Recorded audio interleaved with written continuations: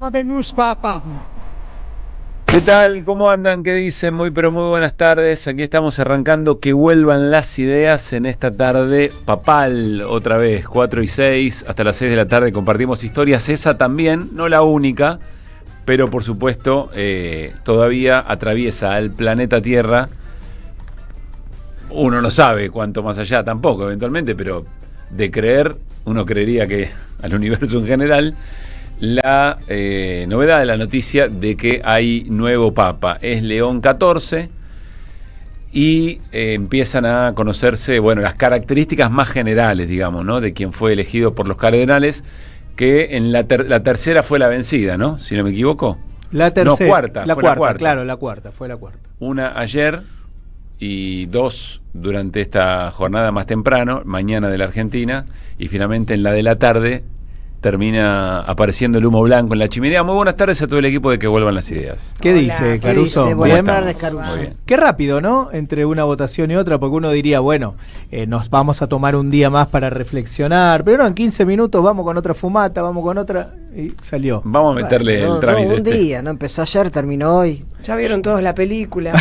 Sí, sabemos. ya saben cómo termina. Si termina en quilombo, si no resolvemos ahora, Sí, ¿por qué no lo sí. apuramos? Bueno, ahí están las ediciones. En un ratito vamos a charlar con Washington Uranga, nos va a contar algunos detalles, pero las cosas que hasta acá se vienen diciendo es que fue electo cardenal, o nombrado cardenal, mejor dicho, nombrado cardenal por el Papa Francisco, que seguiría la línea del Papa Francisco. Alguien me decía recién por teléfono, es el menos yanqui de los yanquis, si vos querés, por su... Pero es yanqui, ¿no? Es estadounidense. Bueno, yanqui. Sí, es estadounidense. Madre española, claro, un Martínez, ¿no? Sí, Aparece segundo por ahí. apellido. Claro, porque se llama Martínez. Robert Prevost. Sí. O Prevost. Es un hombre. Vivió en Perú. Pero no sé. vivió muchos años Casi en 20 Perú, años. y entonces prácticamente la mayor parte de su vida... O sea, hay yanquis buenos y yanquis malos, decilo. No sé, Luis Pavón, acá el catador de yanquis sos vos. No, o sea, el catador de blancos, de blanco y negro, no hay grises, ¿viste? Sí, claro. Hay blancos, negros y grises. Y grises, sí. Pero bueno, Incluso en aparentemente, Estados Unidos. insistimos, es alguien que es uno de los cardenales nombrados por Francisco y que de alguna manera estaría más en la línea de Francisco y no del otro norteamericano, del otro estadounidense, que era muy ortodoxo, muy conservador, ¿no? Sí, además es la orden de los agustinos, que es la primera vez que tienen un papa que tiene esa condición de una iglesia pobre, orientada a trabajar con el mundo de la pobreza. Y el nombre León, digamos, lo que se comentó mucho ahora, que el anterior León, el papa 13. actual, es el autor de la encíclica Rerum Novarum de fines del siglo XIX, en pleno apogeo del capitalismo industrial, y esa encíclica fue muy famosa porque incorporó mucho la mirada sobre los obreros, lo que estaban sufriendo la clase trabajadora. Así que él tiene una línea a priori, digamos, progresista, ¿no? Y también latinoamericanista por el conocimiento de la realidad social peruana. Uh-huh. Bueno, vuelve a insistir la iglesia en América, Sí. digamos, de alguna Sí. Y manera. joven, ¿no? 69 años. Tiene, Y como Sí, para que sí. dure. está como para que dure. ¿Cuántos Para que años? dure. 69. Sí, la verdad que sí. Está muy bien. Bueno, en un ratito vamos a hablar más en concreto de esto, insisto, con Washington Uranga, pero hay, como saben, como habrán visto en las imágenes, una suerte de conmoción mundial alrededor de este tema, que de a poco irá esperando los primeros pasos, las primeras decisiones de lo que un líder de estas características, espiritual desde ya, político como hemos aprendido, va tomando a lo largo de sus primeros días de papado. Se mencionó que además de hablar en italiano, habló en español y no habló en inglés, entonces que eso también son Guiños. son esas pequeñas cosas que Bueno, si simbolizan mucho. Serviste 25 años para una comunidad hispana, es Sí. un gesto, ¿no? Digo, hay un gesto ahí al Perú. Efectivamente. Así Claro. que bueno, vamos a ver cómo sigue. Me comentaron, yo no lo vi, me comentaron que el presidente Javier Milei hizo una interpretación Sí, un tuit con su propio muy rostro densa. de león en el... Como hizo Trump, que se vistió de papa, Milei hizo lo mismo, pero con la cara de león, y se vanaglorió de que... Vanaglorió no. vanaglorió. Vanaglorió. La gloria no es lo nuestro. La gloria no. de un papa con el nombre León, hizo un juego de palabras con su imagen leonina, el presidente, un poco serio, pero bueno, es Milei. Pero o sea, dio a entender como que las fuerzas del cielo... sí, tenía un título. Se manifestaron las fuerzas del ya. cielo. Sí, se Las fuerzas del manifestaron. cielo se manifestaron. Y va a ir, ¿no? Está casi confirmado que va a ir a la ¿cómo se Asunción. dice? Asunción Y sí. del Papa, que va a ser pronto. Normalmente tardan poquitos días hábiles, 3, 4, 5 días a lo más. Así que volvería a Roma, parece que sí, el presidente Milei, a ver el momento en que tome el poder del Vaticano el nuevo Papa León. Mira, Bueno. me manda alguien que sabe de estos temas, Sí. lo escuchó hace un ratito a Néstor Restivo, dice León XIII, efectivamente es Rerum Novarum, es la doctrina que sale a cruzar al marxismo y arma los sindicatos católicos y la acción católica como contraposición al marxismo. Digo, el tipo la quiere complicar siempre. Bueno, ¿viste? siempre hubo un debate entre Claro. el social cristianismo, digamos, y la izquierda, Claro. por supuesto. Pero era el momento de mucho auge del capitalismo No, industrial, tal con cual. una explotación tremenda de los trabajadores. Y bueno, la Iglesia Católica lanza eso. Digo, Bueno, para complejizar un poquito más sí, por el supuesto, tema, ¿no? tienes razón. Interesante. De ahí sale la doctrina social de la Iglesia. Esa Claro. encíclica tiene el valor de ser el origen de lo que es la pastoral social, la doctrina social de la Iglesia. Bueno. Que por supuesto no es marxista, obvio. Claro. Claro. Estaba leyendo el mensaje del presidente Javier Milei. A ver si podemos volver a ubicarlo. El mensaje. Ahí lo tenés. Ahí está. Dice: las fuerzas del cielo han dado su veredicto de modo muy claro y contundente. No más palabras, señor juez, dice el presidente Javier Milei, y a un papa que eligió el nombre León le pone, lo viste de papa, con la túnica de papa. Ahí. Analicemos un A poco un el animal mensaje. le pone, a un león animal le pone A un toda león la ropa animal, de... sí. No está el presidente ahí. No, Él se desde ya. autopercibe león, pero bueno, Está es muy un bien, león, claro. la cabeza de un animal. Analicemos el Alguien le mensaje. dijo gatito, ¿cómo fue que le dijo gatito? Gatito Sí, mimoso. gatito Gatito, Miriam jaboncito. No, Miriam Bregman. Miren, Sí, Miriam analicemos el mensaje. Lo que está queriendo decir el presidente de la Nación es que las fuerzas del cielo eligieron a alguien que iba a elegir el nombre, a tomar el nombre León, porque estaría de acuerdo con su propia misión en la Tierra, con la de Milei, digamos, con lo ¿Creo que que vino a vos tenés hacer. alguna duda? No, ¿Que quiero fue así? tratar, quiero vos ver le si se me buscás pierde algo, porque me parece una racionalidad a barbaridad esto, grande como estás una perdido. Claro, Pablo, Es que es un una camino particularidad de algunas cuestiones psíquicas, psicológicas, mirar el mundo a través de uno, ¿no? Del narciso, desde mis ojos, desde Sí. únicamente mi propia visión. El Papa vino y es león porque yo soy el león. Cada vez Claro, te perdés como, un mundo, pero además Javier. como vos dijiste, porque él se autopercibe Claro. león, lo cual dista Se mucho también autopercibe de la león realidad. y ahí está. Pero bueno, es una falta de respeto porque es una institución. Es muy raro. Bueno, solo quiero decir que Gabriel Anhelo, conocido como uno de los comunicadores que sigue atravesando las líneas, ¿no? Uno de los arietes con el cual este gobierno da la batalla cultural y atraviesa todas las líneas posibles, en este caso en el lenguaje, la discriminación y el racismo, dijo: en la era Milei el nuevo papa se llama León, la historia estaba escrita, y Milei repostea efectivamente. O sea, hay toda una cosa, están en una muy fuerte y nos metieron a todos en una. Sí. Realmente que no. El tema no tiene- sería que no cuestionáramos más esto, o sea, que dejáramos pasar. Hay que cuestionar. Para vos.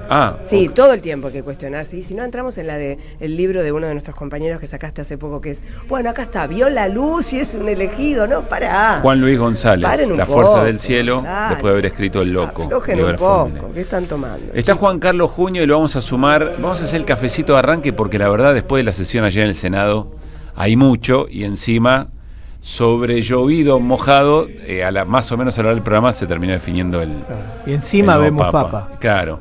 Hola Juan Carlos, ¿cómo te va? Muy buenas tardes. Buenas tardes, ¿cómo les va? ¿Cómo están ustedes? Muy bien, acá estamos. Bueno, ¿Qué tomas en el arranque? Porque nunca hicimos el cafecito en el arranque, como apertura de programa. ¿Qué te servís? en el arranque, eso que es más temprano. Está bastante. Sí, Claro. es más temprano, es en el comienzo. No, pero igual me voy a tomar mi ron. Muy bien. Bueno, Me voy a tomar mi ron, sí, que me encanta. no importa el momento. A ver, mirada sobre el nuevo Papa. Se van conociendo algunas generalidades que no son para nada para despreciar, digamos, ¿no? Se habla que es de la misma línea de Francisco, que fue nombrado cardenal por Francisco, muy referido a una corriente de la Iglesia patrona del trabajo, por lo que nos cuenta Néstor Restivo en sus orígenes. ¿Cómo se llama la línea?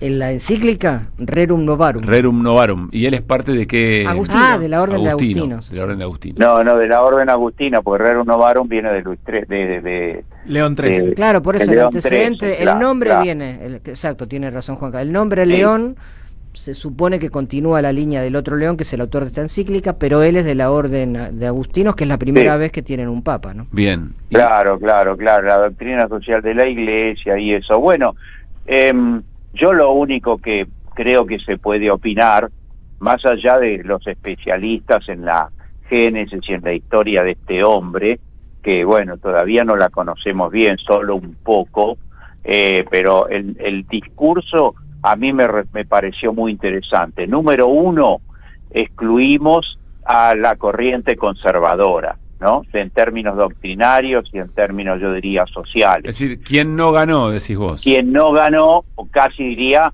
perdió, aunque era muy probable que no tenía chances de ganar, porque la acción de Francisco tendiente al nombramiento de cardenales impedía prácticamente la relación de fuerza. Aquí sí podemos hablar de la relación de fuerza, que gane un conservador. Pero lo cierto es que entonces tengo la impresión, escuchándolo y lo poco que sabe de su historia, es que es un hombre del ala progresista, del ala vinculado a lo popular, o lo que ellos llaman lo pastoral, ¿no es cierto?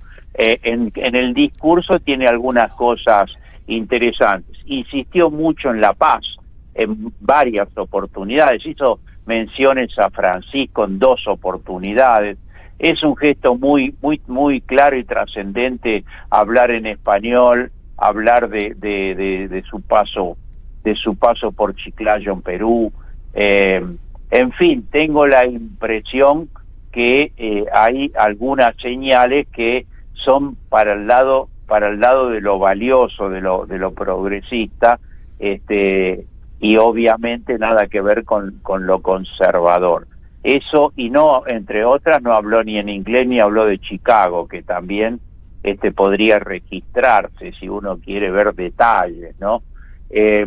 Pero en definitiva tendremos que verlo cómo se va moviendo en la vida, en un mundo pero tan convulsionado, del cual la Iglesia Católica obviamente no puede sustraerse. Pero yo me siento, creo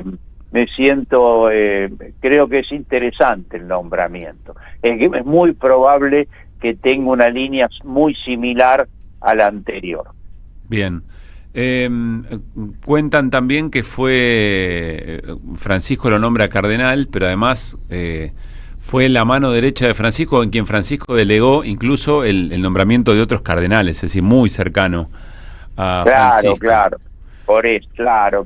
Todo indica que, para decirlo en términos de política clásica, en la relación de fuerzas ahí adentro, prácticamente se impuso el grupo progresista. Uh-huh. Así que creo que eso es lo determinante, lo que podemos decir hoy. Bien, el colega Pablo Ibáñez cita algo que me parece interesante para cerrar, si quieren, el tema. Pone muy arriba lo que recién mencionábamos, que toma el nombre de León XIII, que a fines del 1800 emitió la encíclica Rerum Novarum, y algunos ejes de la encíclica menciona. Derechos y deberes. León XIII enfatiza la importancia de respetar los derechos y deberes de los trabajadores y los empleadores. Familia y sociedad. Destaca el papel fundamental de la familia y la necesidad de proteger sus derechos. Intervención del Estado. Establece que el Estado debe intervenir para proteger los derechos de los trabajadores y promover la justicia social. Esto no lo leyó Milei. Pero sin excederse en sus límites. Interesante. Papel de la Iglesia. Subraya la importancia de la Iglesia en la resolución de la cuestión social, la promoción de la justicia y la solidaridad. Bueno, déjame preguntarte, aunque sea, no sé si lo tomás en serio o en broma. Gaby recomienda tomarse todo en serio, y me parece que tiene razón, que Milei dice, listo, todo dicho, las fuerzas del cielo obraron, el nuevo Papa toma el nombre de León, no más palabras, y viste a un león animal de Papa.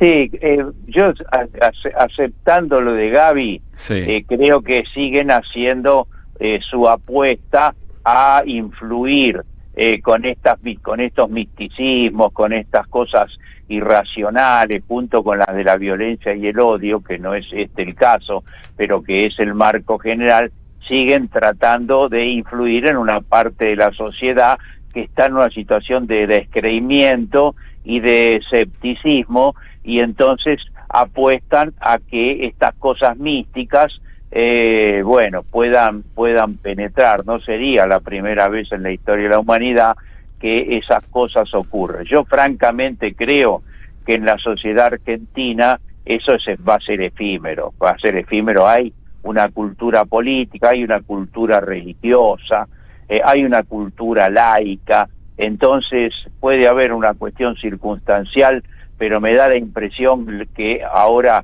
te lo digo ya con lo mío, este exabrupto, esta animalada del tipo, esta falta de respeto total a la Iglesia, al nuevo Papa, que seguramente tiene una enorme significación para ellos el nombre. No hay quien no lo diga, que tiene una enorme significación el nombre que adopta un Papa, y que este tipo se abrogue, que está ligado también a que él es un león.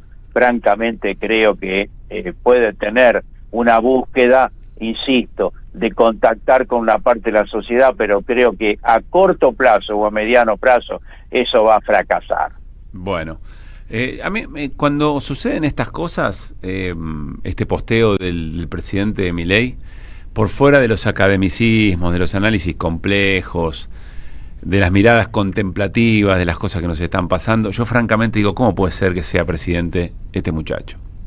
Es lo primero que después empiezo a reflexionar, trato de entender. Tenés razón, a mí me pasa lo mismo. No después vamos a Empoli, ¿no? A Giovanni da Empoli, empezamos a leer todos los libros que hay que leer. Porque hay una cosa para nosotros que es inconcebible, que este tipo sea presidente con esos rasgos culturales, violentos, de odio, de agresión a la sociedad, de descalificación a partidos políticos, corrientes ideológicas, religiosas. Bueno, creo que es algo inconcebible, pero bueno, son fenómenos sociales y culturales que ocurren, insisto, tampoco es la primera vez que en la historia del país y en la historia de la humanidad existen. Juan Carlos, decime, dame sensaciones de lo que ocurrió ayer en el Senado. Te cambio de tema y para picar un poquito el cafecito también. Sí, me tomo otro traguito de ron mientras seguimos hablando. Mira, yo voy a dejar de lado todas estas cuestiones tacticistas, que no las subestimo, de si estuvo entengado, los 2 de Misiones, si el gobierno es todo eso que se especula, que bueno, puede tener sentido incluso, ¿no? Ahora, lo de fondo, yo vuelvo a lo que de algún modo les decía hoy es jueves, el martes, lo de fondo es que fracasa una medida que, más allá de los tacticismos y más allá de las cuestiones de oportunidad que le conviene a los Pinato, no le conviene al otro, que yo creo que lo que fracasa es la proscripción de Cristina, porque eso implicaba, yo lo decía el martes, por supuesto no soy el único, muy por el contrario, que es una restricción al sistema democrático, un recorte al sistema democrático. Una gran referente de la sociedad no pueda participar de las elecciones por una ofensiva de la derecha y de la ultraderecha. Más allá de las motivaciones, eso fracasó. Creo que Cristina vuelve a tener además gana centralidad política, pero fundamentalmente creo que es un fracaso de este sentido de que sea una democracia nuestra cada vez más restringida, más limitada, más permeada por la derecha. Así que desde ese punto de vista yo creo que es muy bueno lo que ocurrió anoche. Vos sabés que justo Gaby lo mencionaba, creo que minutos antes de que comenzáramos el programa. Es decir, más allá de la rosca, que tiene su interés y sobre todo el impacto que puede tener incluso en la dinámica de las elecciones, sobre todo en la Ciudad de Buenos Aires, pero más allá, destacás el riesgo, lo cerca que se estuvo de un riesgo que iba, incluso yo digo, aún más allá de la propia figura de Cristina, es decir, dejaba una situación hacia adelante muy compleja en términos de democracia y de relación entre poderes, ¿no? Sí, estoy de acuerdo con el aún más allá. Uno podría decir, es tan trascendente la figura de Cristina que con eso alcanzaría, sí, ¿no es cierto? Lo que yo llamo tacticismo es lo que dice Gaby Rosca. En definitiva, estamos hablando de lo mismo. Eso, en esta circunstancia, tuvo una derrota. No importa las causales que la motivaron, pero si eso se hubiera cristalizado, nosotros teníamos un escenario donde Cristina estaba proscripta con una decisión del Parlamento, ¿no es cierto? Así que creo que eso no caminó y en cambio creo que queda el sistema democrático un poquito más fortalecido. De cualquier manera, también como decía el martes, ellos van a ir está el peligro de la decisión de la Corte Suprema de Justicia con la causa vialidad, ¿no? O sea, la intención sigue siendo la misma, proscribir a Cristina y restringir el sistema democrático, utilizando a una Corte Suprema de Justicia, que es una corte desprestigiada, clasista desde el punto de vista oligárquica y muy inficionada por sospechas de corrupción, claro, política y de inmoralidad. Ayer Andrés Gil Domínguez decía algo interesante, ¿no? Respecto del derecho de las personas a representar, ¿no? Que era una de las cosas uno de los derechos que se estaba conculcando con esta decisión, porque el Poder Judicial dice todavía hay una instancia superior para ir en queja, pero el Poder Legislativo decía no, con esto ya nos parece que es suficiente, y tomando esa decisión que la dejaba fuera, que era en este momento para una sola persona en la Argentina, que era Cristina Fernández de Kirchner. Pero además mirá este dato que sí, habla de lo ilógico del proyecto de ficha limpia. En relación a los genocidas, a los condenados por genocidio en la Argentina en la última dictadura militar, hay 332 sentencias totales. De ellas, 184 no están firmes, con lo cual esas 184 personas podrían ser candidatas, pero Cristina no. Ajá. En caso de que saliera el proyecto, por ¿no? el tipo hay de delito otra cuestión cultural que es una pequeña derrota del odio, porque la exclusión de Cristina es un elemento para nutrir el odio, ¿no es cierto? Para fortalecer, para darle manija a odiar. Creo que eso lo pierden. Este episodio los hace perder la bueno, hay que ver, Juan Carlos, hay que ver cómo se utiliza esto mismo en la campaña, ojo, porque ayer... No, lo van a seguir tratando de utilizar, porque si no uno va a tener que pensar que los Pinatos se va a rendir y que el PRO se va a rendir. Ellos van a tratar de acusar al gobierno, acusar al peronismo. No, pero no es solo eso. Ayer ya el gobierno, y de manera coordinada, lo cual hizo sospechar al PRO de que todo esto estaba de alguna manera involucrado el propio gobierno, salieron con un mensaje, ahora más que nunca, creo que era el de Adorni, ahora más que nunca es kirchnerismo o Argentina, patria o kirchnerismo, sí, una cosa así, ¿no? Sí, sí. Ese sigue siendo un eje de polarización para arrastrar a la sociedad a las variantes de derecha o ultraderecha, y de paso negar a la variante progresista y popular. Creo que tiene un doble propósito, pero bueno, vamos a ver cómo le va, ¿no es cierto? Por ahora prima un fuerte enfrentamiento entre ellos. Me da la impresión que los Pinato lleva las de perder, porque hicieron una apuesta grande a esto de ficha limpia, llenaron la ciudad de carteles, en fin. Tengo la impresión que para ellos es un golpe y le mejoran las posibilidades a Adorni. Pero bueno, ya me meto en la especulación, sí, del enfrentamiento entre la derecha, que es una cuestión distinta, ¿no? Juan Carlos, abrazo y gracias. Chau, ya gracias a usted. Juan Carlos Junio, adelantamos el cafecito porque había tema. A nosotros la rosca tiene su encanto todavía, así que algunas cosas vamos a conversar desde el punto de partida que deja Juan Carlos. ¿Cómo queda parado el PRO en la Ciudad de Buenos Aires a partir de esto que ocurrió? Yo creo que hay miradas contrapuestas. Después, si quieren, las argumentamos, y con alguna información, y con alguna lectura dentro del PRO que se está haciendo por estas horas. Realmente el momento de la votación es extraordinario, ¿no? Porque todos estaban arrancando para aplaudir, y cuando vieron el tablero, primero tenían que recordar que aún teniendo más votos, claro, de ficha limpia no les alcanzaba para la mayoría necesaria. Sí. Y entonces había alguno, ¿no? Ayer Luis Juez decía, yo lo veía aplaudiendo a los otros, a los kirchneristas. Dice, ¿qué estos guasos que aplauden? Pero no se dan cuenta que no anda el tablero. Sí, perdieron. Y después dice que vio el tablero, vio a los dos misioneros, y cuando volvió a ver... Que se iban calladitos. Volvió a ver, torció para ver las bancadas, ya no estaban. Ya no estaban, claro. Bueno, de todo esto hablamos un ratito, en un ratito, 4:31. Que vuelvan las ideas. Que vuelvan.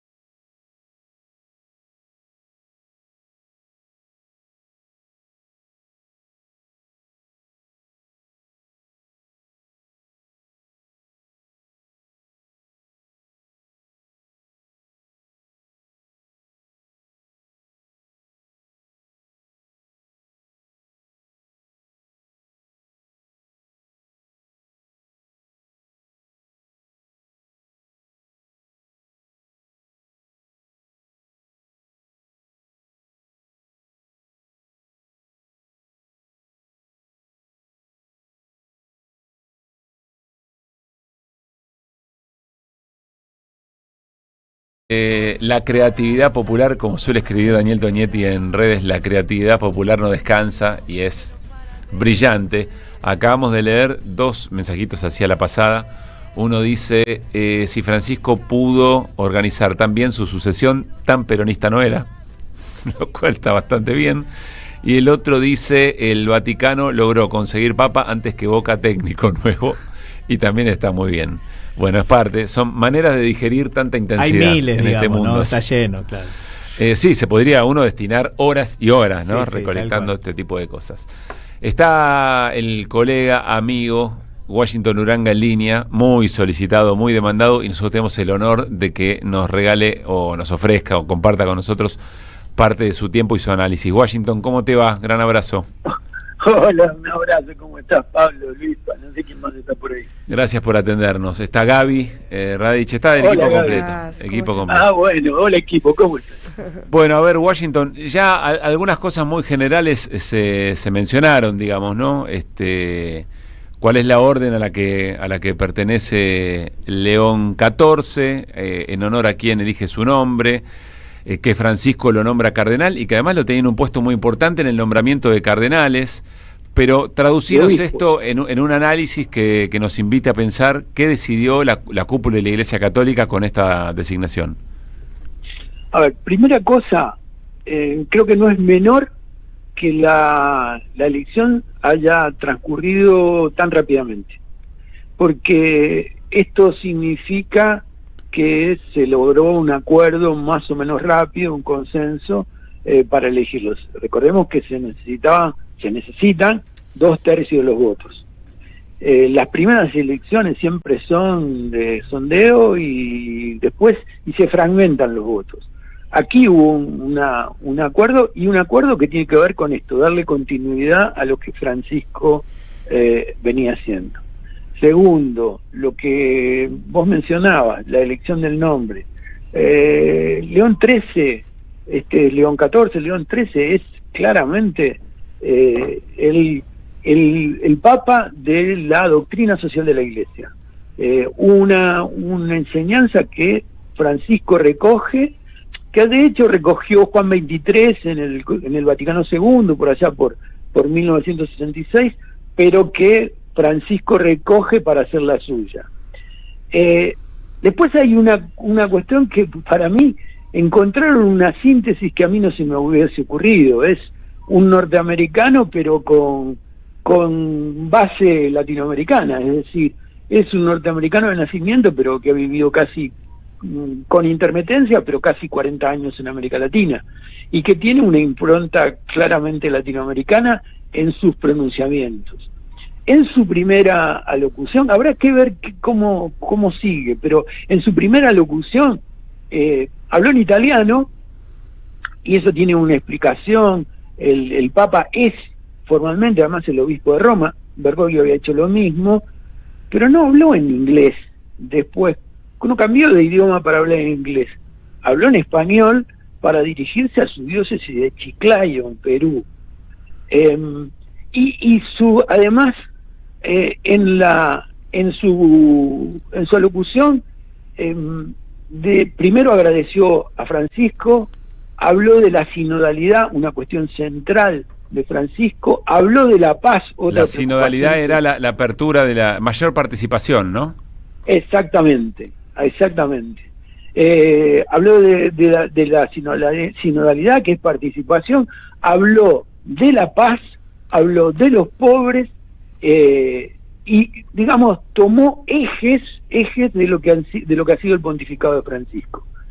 Y a quién más hay que ver cómo evoluciona. Es decir, hay gestos que hay que seguir leyendo. Por ejemplo, todo el elenco, las cabezas de los dicasterios, de ministerios vaticanos, cesan con el Papa.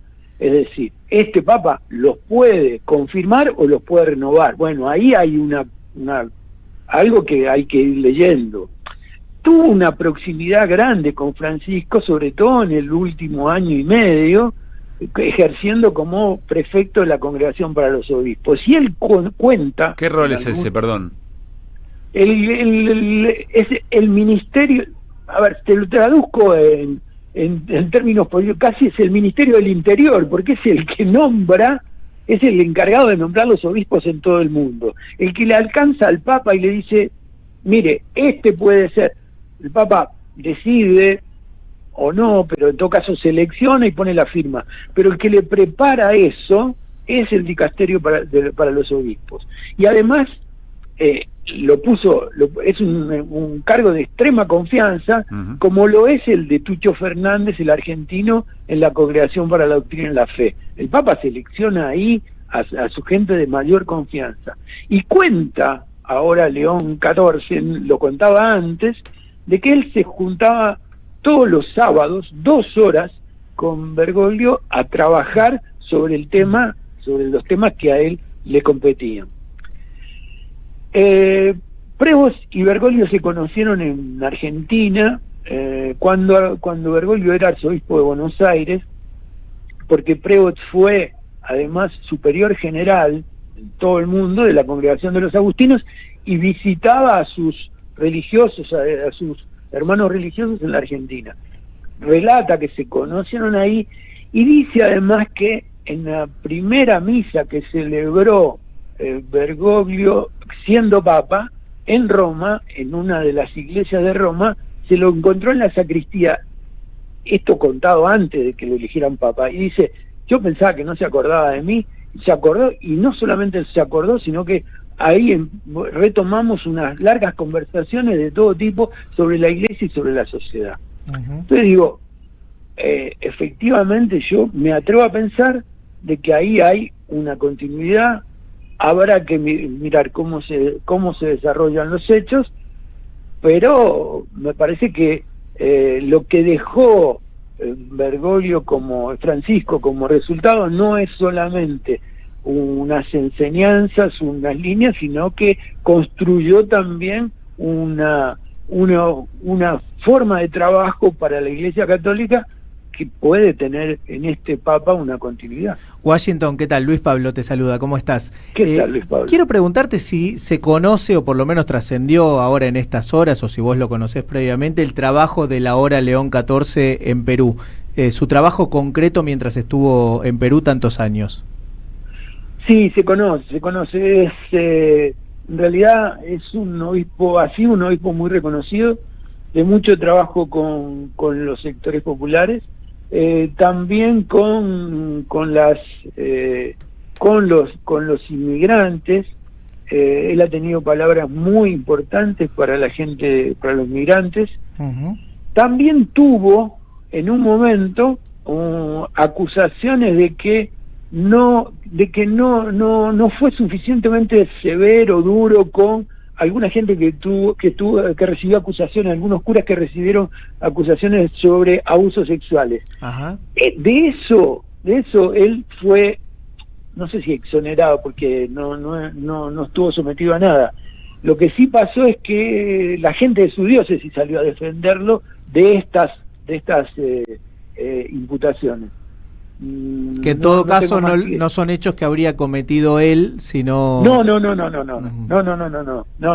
No. Él, digamos, gente de la diócesis a la que Claro. que él encabezaba. Y además también fue elegido por sus colegas obispos como secretario de la Conferencia Episcopal de los Obispos de Perú. Así que, digo, es un hombre de reconocimiento en Perú, en la iglesia peruana, ¿no? Washington, Néstor te saluda. Néstor. ¿Qué tal? La pregunta es sobre Estados Unidos, si has visto reacciones del gobierno, de la iglesia estadounidense, donde hay una corriente muy, muy conservadora y en todo caso anti-Francisco, y hay otros también, o de la sociedad estadounidense en sí. ¿Qué has podido apreciar hasta ahora? Es la primera vez, obviamente, que hay un papa de Estados Unidos en el Vaticano, ¿no? Aunque leí por ahí que tiene nacionalidad peruana, no tengo chequeado ese dato. Tiene nacionalidad peruana, okay. Él adquirió la nacionalidad peruana, lo cual también es un gesto. No tengo todavía reacciones de Estados Unidos, salvo el saludo formal de Trump. Sí sé que él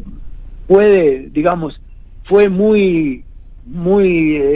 muy cercano, fraterno con los inmigrantes que fueron expulsados. Él tuvo presiones de mucha fraternidad hacia los que eran expulsados de Estados Unidos por las últimas decisiones de Trump, pero no tengo todavía reacciones, y no creo que aún la iglesia, los sectores más conservadores de la iglesia de Estados Unidos, por el momento van a guardar silencio.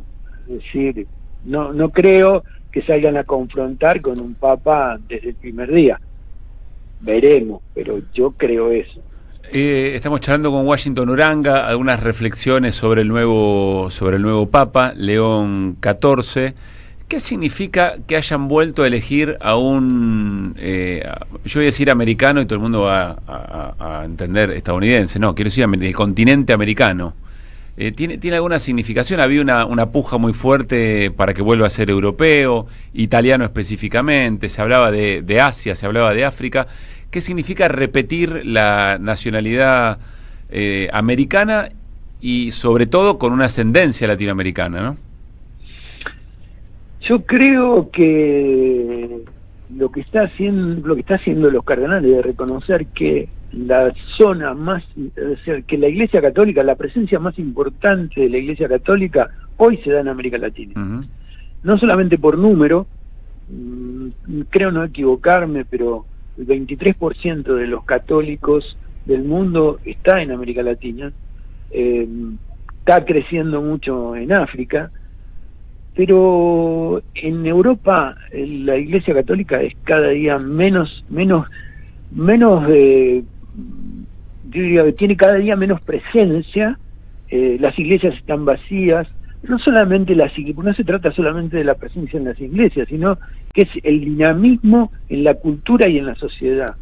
En América Latina uno puede decir, de acuerdo a un país u otro, la gente va a la iglesia, no va a la iglesia. Este es un dato, pero no es el dato más importante. Creo que la iglesia latinoamericana tiene un dinamismo y tiene una presencia en la cultura y en la sociedad, que es lo que están reconociendo el resto de los obispos o el resto de los cardenales en el mundo. También porque han reconocido que Bergoglio, desde su condición de latinoamericano, yo creo que Bergoglio se hizo latinoamericano, creo que alguna vez lo hablamos, mucho en el 2009, en la Conferencia General de los Obispos Latinoamericanos en Brasil, en Aparecida, pero se hizo cargo de la impronta latinoamericana, y lo que llevó a la Iglesia Mundial fue la impronta de la Iglesia Latinoamericana. Y creo que esto es una ratificación de esa línea. Washington, gracias por este rato, insisto, por compartir todo lo que sabés sobre este tema, y nos ayuda muchísimo para entender qué está ocurriendo, un hecho de un impacto global muy importante, como lo hemos hablado a partir del fallecimiento, ¿no?, del Papa Francisco. Y también, Pablo, sí, creo que esta ratificación también hay que leerlo como un hecho político o a nivel internacional. Es decir, en otro momento podemos hablar, pero para mí eso tiene esa importancia también. Sí, claro. Gran abrazo, Washington. Abrazo para todos, abrazo para el equipo, y nos encontramos en cualquier momento. Que Gracias. tenga buena jornada. Abrazo, Washington. Chau. Bueno, estaba repasando las tapas del Washington Post y del New York Times, y la verdad es que no dicen demasiado. El título es casi el mismo. Un americano, como ellos se autoperciben, un americano es elegido papa por primera vez. No, la verdad que no, pero está bien, te entendemos. Y eso es el Times. Y el Washington Post, lo mismo. Primer papa electo americano. Habría que ver las tapas de los diarios peruanos, ¿no? Yo tenía el dato que tenía la nacionalidad, pero no lo tenía tan chequeado. Pero bueno, Washington dice que sí, que él tiene la doble nacionalidad estadounidense-peruana. Sí. Así que imagino que también para el pueblo peruano habrá sido, para el pueblo católico peruano habrá sido también una alegría adicional. Me imagino que va a empezar a tener réplica esto que le preguntabas a Washington desde ya, porque hay, si empezás a buscar en artículos periodísticos, yo encontré de 2009, 2019, etcétera, artículos periodísticos de Perú. No sé, encuentro uno ahora, una investigación de Chicago a Chiclayo, la crisis del abuso sexual y el cardenal Prevost. O sea, hay un montón de artículos vinculados a cómo se ha movido la Iglesia Católica en esta cuestión de los cardenales vinculados a abuso sexual. De hecho, también recordemos que cuando el Papa Francisco fue a Chile, hubo una polémica allí porque no se había pronunciado de un modo más contundente. Entonces había hasta carteles, pancartas en las casas que decían Francisco cómplice, sí, ¿no?, de esta situación. Seguramente algunas de estos artículos también van a tener réplica, porque seguro estamos descubriendo quién es este nuevo papa, que ahora lo conocemos como León XIV. Dos diarios del sistema de Perú, uno La República, el otro El Comercio. ¿Qué dice La República? La República dice: Robert Prevost, cardenal con nacionalidad peruana, es el nuevo papa, destacando ese tema, ¿no? Mismo título casi para El Comercio. Vivió en Perú durante décadas. Su relación con Chiclayo y la historia de su DNI peruano. Manda saludos a su querida diócesis de Chiclayo en Perú. Bueno, y algunas otras cosas. Y estamos viendo algunas imágenes en Perú, fiesta popular, ¿no? Por supuesto, lo mismo que ocurrió aquí en la Argentina por esta razón. Muy interesante, porque la tapa que utilizan tiene la bandera peruana y la estadounidense alrededor de la figura del Papa León XIV. Bueno, hasta acá el Habemus Papam, en que vuelvan las ideas. Muchas historias más hasta las 6.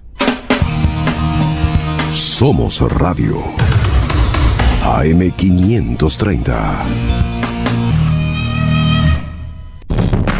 Un nuevo capítulo en el corazón de la Patagonia. Invertí en Truba y Hilton Bariloche, un nuevo desarrollo de Argenway. Conoce más sobre real estate turístico ingresando a argenway.com. Las palabras del Papa Francisco explotan en nuestros cuerpos como bombas de sabiduría. Sus deseos son toneladas de amor para los que menos tienen. Él enfrentó a los mismos mercaderes que Jesús echó del templo y les habló desde el corazón sangrando por ver tanta miseria humana. Sufre por todos los pueblos del mundo, empobrecidos, bombardeados, hambreados, y se acerca para abrazarlos y bendecirlos como en su último viaje. Las acciones del Papa Francisco nos unen más allá de políticas y religiones para afrontar una lucha que, como él dice, nadie se salva solo. Eve de Bonafini, siempre viva en nuestros corazones.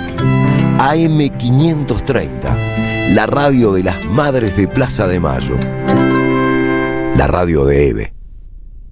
Alimentos Cooperativos. Producción y comercialización de productos cooperativos y de agricultura familiar. Envíos a todo el país. Por pedido, envía tu mensaje al 11 34 31 2928. Seguinos en Instagram como @alimentos cooperativos. En 2025 vení a los talleres de Lecuni. Música, actuación, coro, tangos, cuentos, teatro, percusión y mucho más para compartir en familia. Acordate, en 2025 los talleres de Lecuni te están esperando.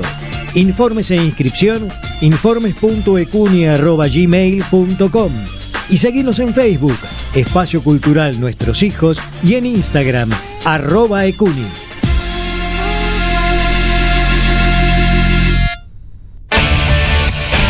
Tus mañanas son mejores con AM530.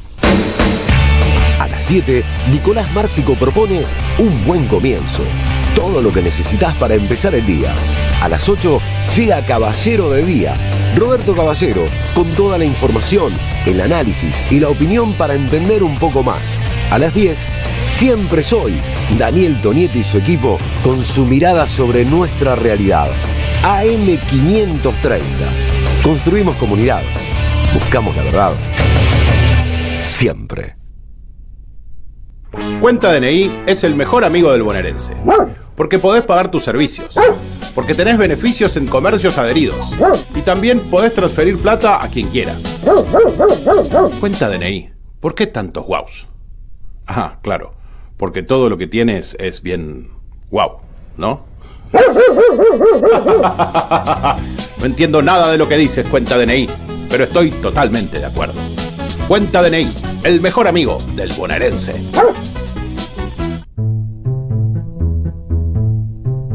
Revista Acción, un medio alternativo 100% digital, una mirada cooperativista sobre el país y el mundo.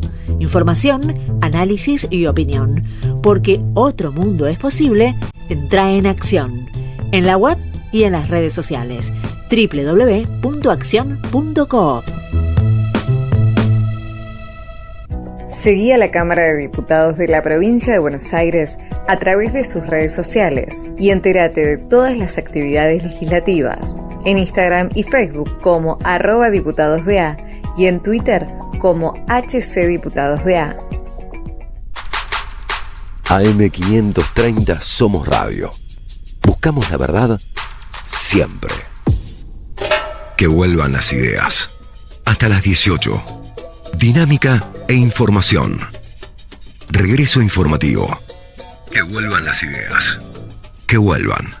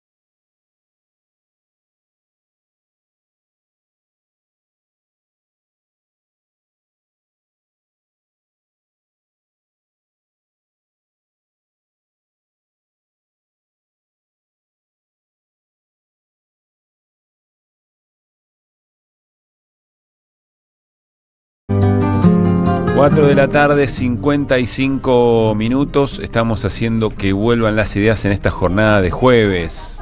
Un jueves que todavía estaba algo nublado, ¿no? Ya empezó a aparecer el sol. Alguien dijo hoy, mirá, había sol también. Yo no registré, pero puede ser que hace varios días que veníamos con tiempo inestable y que el sol fue también una novedad en la jornada de hoy. 22.4 la temperatura. ¿Cómo sigue todo esto? Eso, porque tenemos ropa ahí para colgar, estamos desesperados. Mayormente nublado lo que resta del día. Se va a nublar un poquito más, es decir, de lo que está ahora. Mañana viernes, mínima 15, máxima 21 grados. No, Charlie, no. Parcialmente nublado, es decir, convivirán sol y nubes sin lluvias muy bien. Durante la jornada de mañana. Y sábado y domingo, ¿les digo ahora o les digo mañana? Ahora. Sábado y domingo despejado el cielo. Mira qué bien. Mínima 13, máxima 22 ambos días. Bueno, está bien. Y sigue el calorcito, ¿no? Mínima 13. No, vos te agarrás de la mínima, yo me agarro de la máxima. Sí, pero hoy estuvo medio frescoli en algún momento. Cambió. Hoy estuvo frescoli a la mañana, de hecho ando con una campera que no está acorde al momento. Muy bien.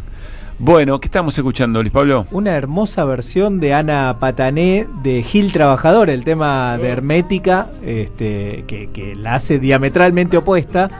Y tiene la virtud de que además se disfruta la letra, se la entiende mucho mejor que cuando la canta Ricardo Dios Iorio, mío, ¿no? Cuando la canta O'Connor, es una cosa muy fuerte, muy power, muy así reventante. Pero esto es, hablamos en algún momento de Anita Patané con el compañero, con Pablo Chiade, cuando están haciendo esta canción, que es el Rama Negra Dúo.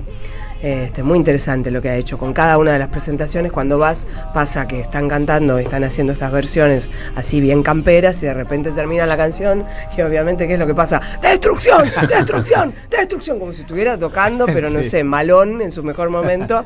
Y después seguís, tranca ahí. Excelente el disco, Ajeno al Tiempo, así se llama.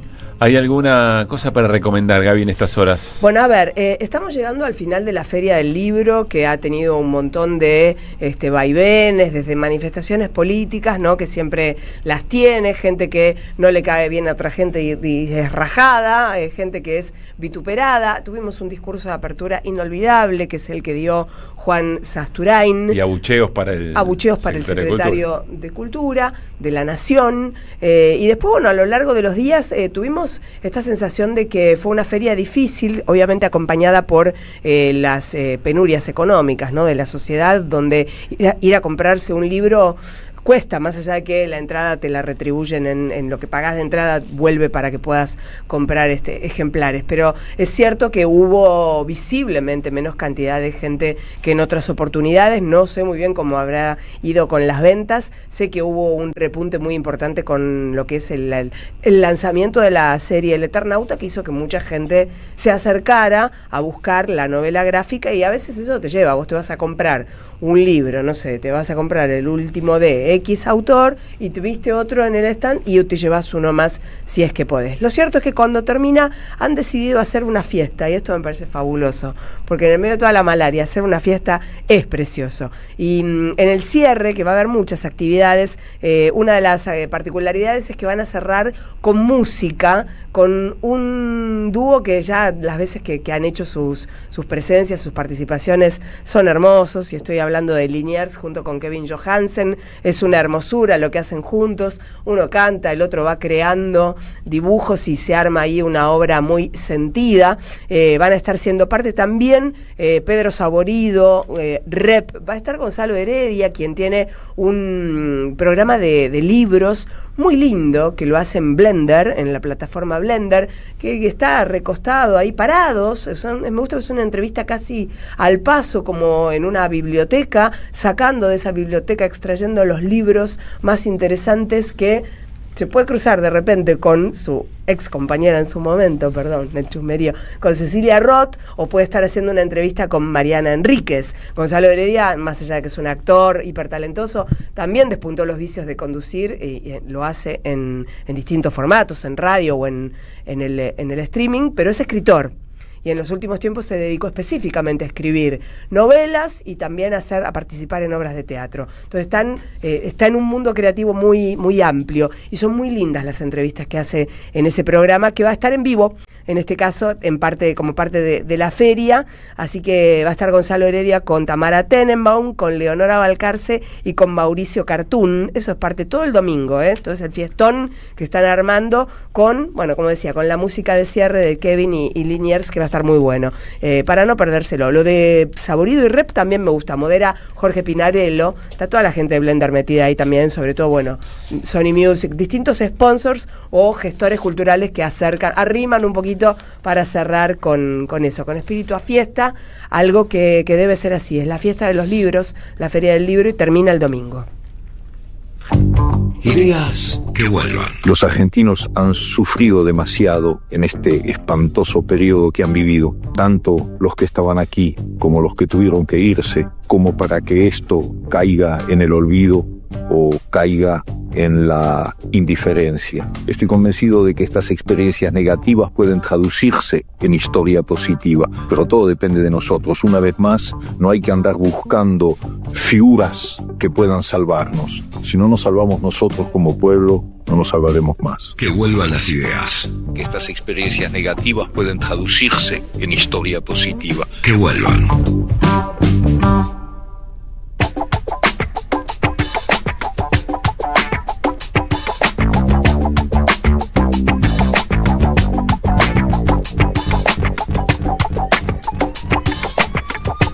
Nos vamos a meter en las elecciones de la Ciudad de Buenos Aires, en las elecciones legislativas. Ustedes saben, no este domingo hay elecciones en 4 provincias, ya lo vamos a repasar. El domingo siguiente son las elecciones en la ciudad y, como venimos diciendo, no originalmente, son elecciones que han cobrado, bueno, una trascendencia aún mayor de las propias del distrito. Y esto es no sé si una polémica, pero es un punto interesante para debatir la política local. Digo, la política local en términos generales, ¿no? Se discute lo que afecta a porteños y porteñas o a quienes viven, habitan o transitan en la Ciudad de Buenos Aires, o se discute el espejo de la Argentina. Bueno, está muy tironeado. Hay algunos sectores que efectivamente están buscando que se nacionalice la elección, otros que, a nuestro entender, saludablemente están tratando de entender el entramado muy complejo que representa la Ciudad de Buenos Aires. Y hay un reflejo de lo que pasó ayer en el Senado Nacional con ficha limpia por el impacto que tiene entre el PRO y la Libertad Avanza, que será apenas el comienzo, una partecita muy chiquita, solo para saber qué piensa de nuestra entrevista a continuación con María Eva Kutsovitis, que es candidata a legisladora por Confluencia por la Igualdad y la Soberanía. Es la primera candidata, es ingeniera civil, especializada en hidráulica, docente universitaria en la UBA y la UTN, la Universidad Tecnológica Nacional, y fundadora de la Cátedra de Ingeniería Comunitaria en la Universidad de Buenos Aires. María Eva, soy Pablo Caruso y con todo el equipo de Que Vuelvan las Ideas, Gaby Radiche, Luis Pagíniger y Néstor Restivo, te saludamos. ¿Cómo va? ¿Qué tal? ¿Cómo están? Buenos días a todos, a todas. Muchísimas gracias por el espacio. Gracias por recibirnos. Trataremos de hacer esta charla algo que no implique para vos una rutina de, me imagino, ¿no? Rutinas de conversaciones en plena campaña que siempre a veces tienen la dificultad, uno imagina, para candidatos y candidatas tratar de cambiar un poco el aire. Déjame preguntarte, María Eva, primero, y te prometo que es solo el arranque de la charla, pero ¿qué te pasó cuando viste ayer lo que ocurrió en el Senado con ficha limpia y la traducción de eso en, una discusión realmente muy, muy fuerte que tienen la Libertad Avanza y el PRO, que lo que ocurra de ahí también incide en el resto de las fuerzas de la política en esta elección, ¿no?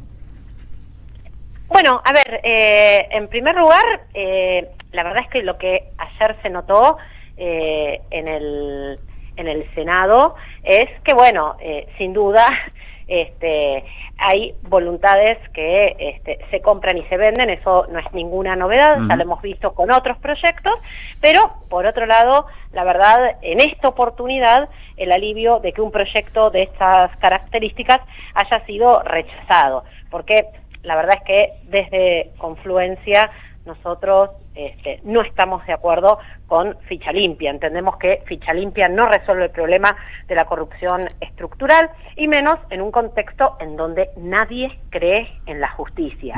Y justamente, y yendo a la ciudad y vinculando ficha limpia con la Ciudad de Buenos Aires, me parece que acá vale la pena preguntarse cuántos funcionarios del PRO están condenados por concesiones truchas, por haber habilitado torres ilegales, por la venta ilegal de tierra pública, por los sobreprecios en el Metrobús, que fueron un escándalo, por licitaciones truchas, que también fueron absolutamente, muchas de ellas, sí, muy escandalosos.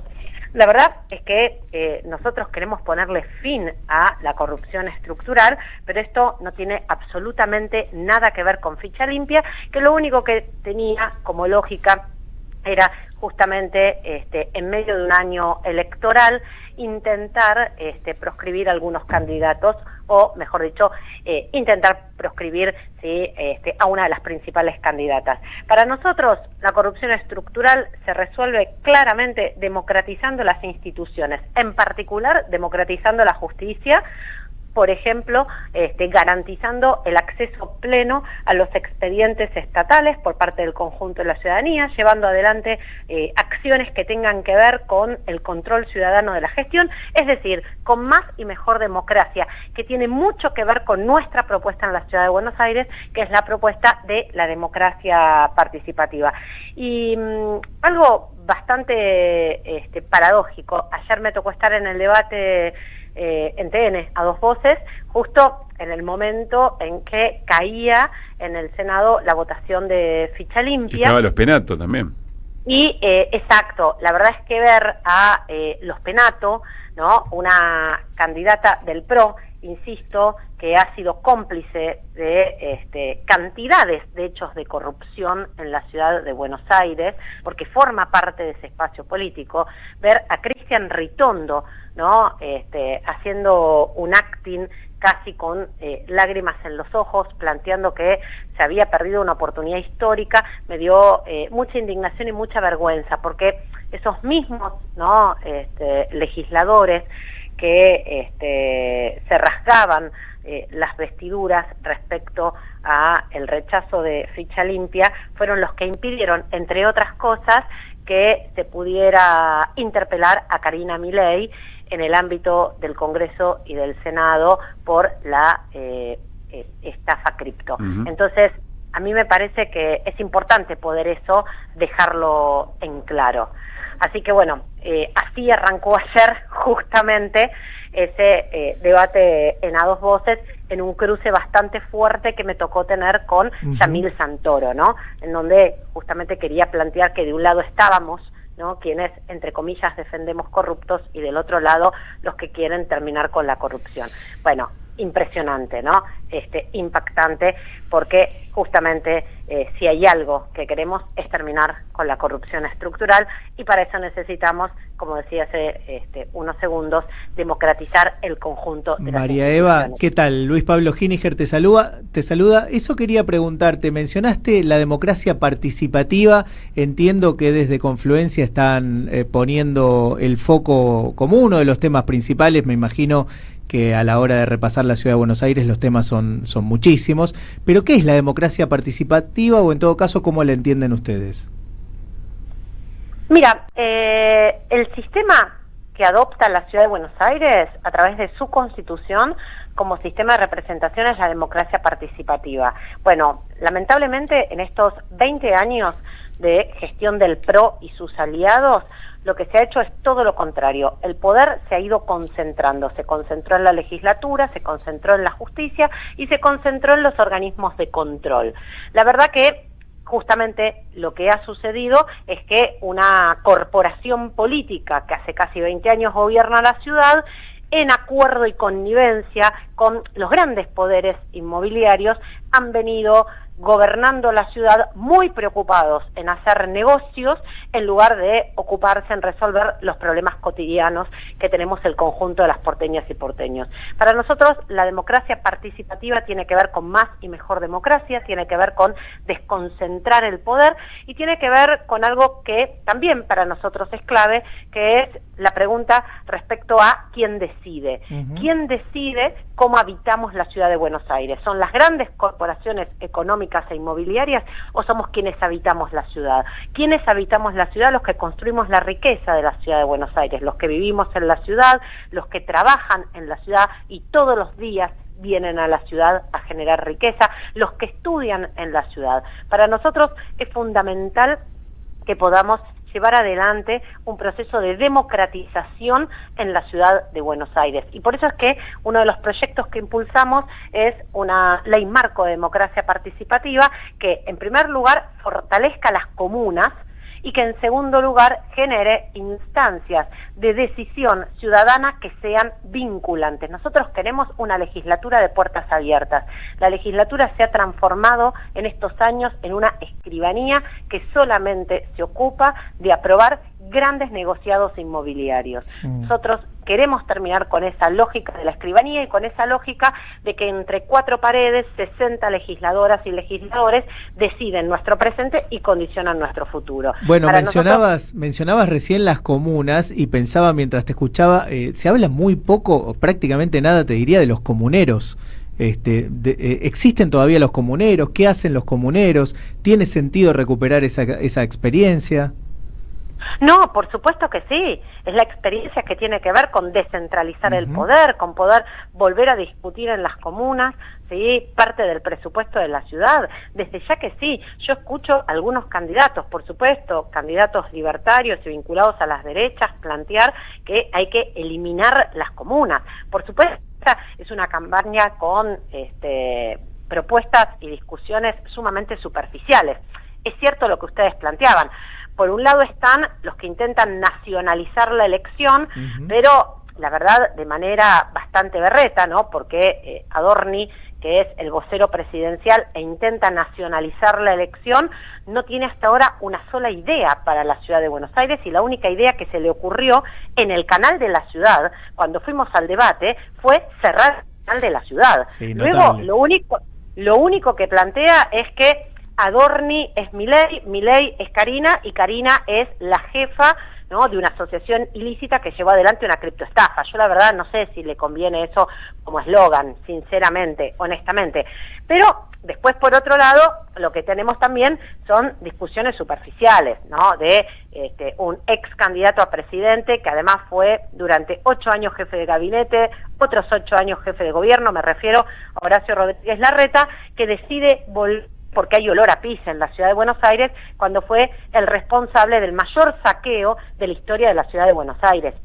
Recordemos que esta corporación política que gobierna en acuerdo con los grandes grupos económicos, lo que viene haciendo en estos casi 20 años es saqueándonos la tierra pública, privatizando todos los servicios públicos y, por supuesto, dándole beneficios a quienes no lo necesitan, a las grandes corporaciones económicas. Larreta, cuando se autopercibía presidente y estaba recaudando para la campaña, decidió bajar la alícuota de ingresos brutos, no a las pymes, no a los pequeños comerciantes, sino, por ejemplo, a las grandes mega empresas que se dedican a la construcción, a la megaminería. Bueno, la verdad es que todo eso tiene un correlato, porque mientras los poderosos reciben privilegios que no tiene nadie en la ciudad de Buenos Aires, el resto tenemos que pagar más caro el ABL, tenemos que pagar más caro el subte.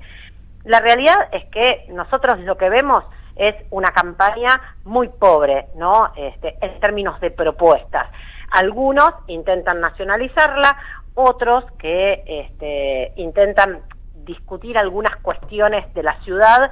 La verdad es que por ejemplo, darle batalla a los trapitos. Yo lo escucho a Jorge Macri, que se sienta y hace, porque es el rey de la simulación, como que está en una sala de situación, analizando, ¿no?, por ejemplo, no sé, el desarrollo de la guerra Rusia-Ucrania, y en realidad te cuenta que hizo 69 infracciones a un grupo de personas que sobreviven, ¿no?, llevando adelante la tarea de cuidar autos. Claro. Bueno, más allá de que, por supuesto, nosotros tenemos que discutir a fondo los problemas de la ciudad, lo que vemos es que el nivel de la discusión y del debate es muy pobre. La ciudad tiene problemas estructurales que abordar. El problema habitacional es clave, el problema ambiental es clave, el problema social es clave. En el distrito más rico de nuestro país, la mitad de las niñas y niños habitan en hogares pobres, y eso es absolutamente inaceptable.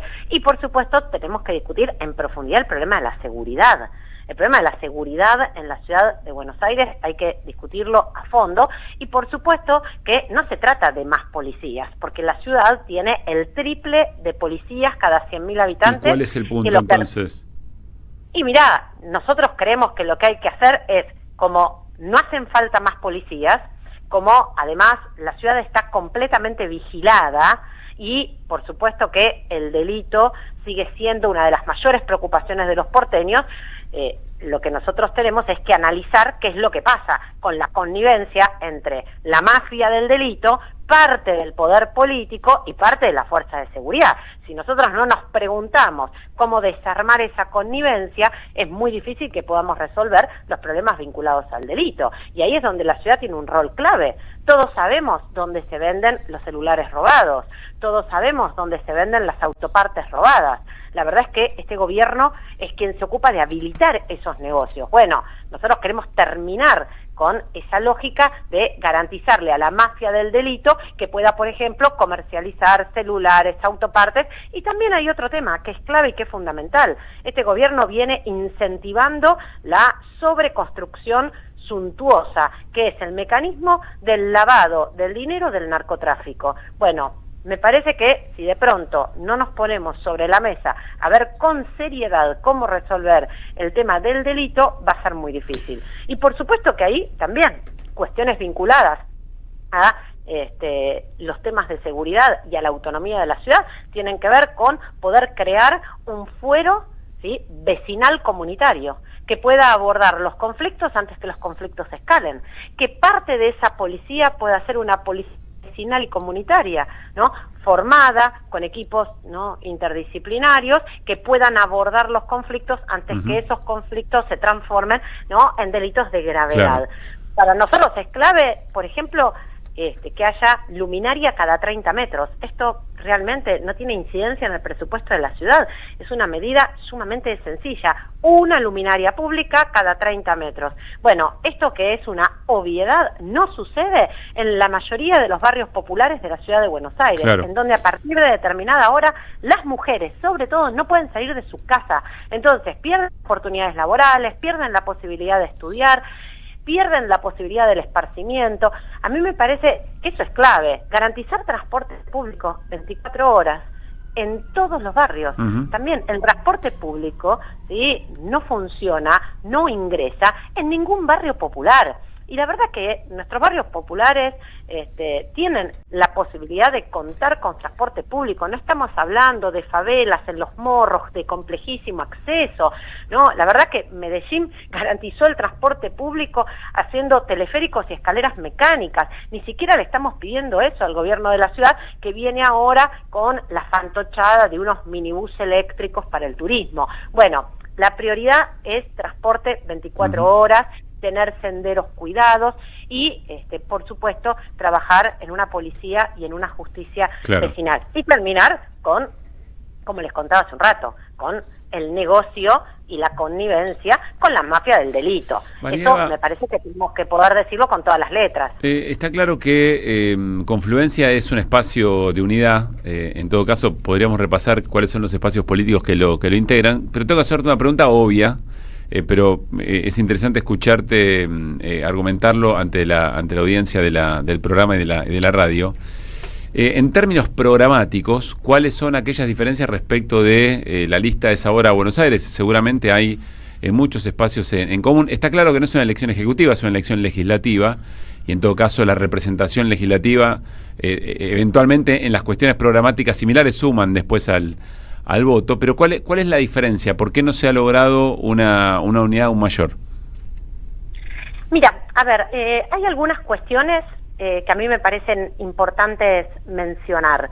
La verdad es que la fuerza que lidera Leandro Santoro sin duda puede tener muchos puntos de acuerdo con el programa que nosotros hace años venimos impulsando en la ciudad de Buenos Aires junto con organizaciones, asambleas y distintos colectivos.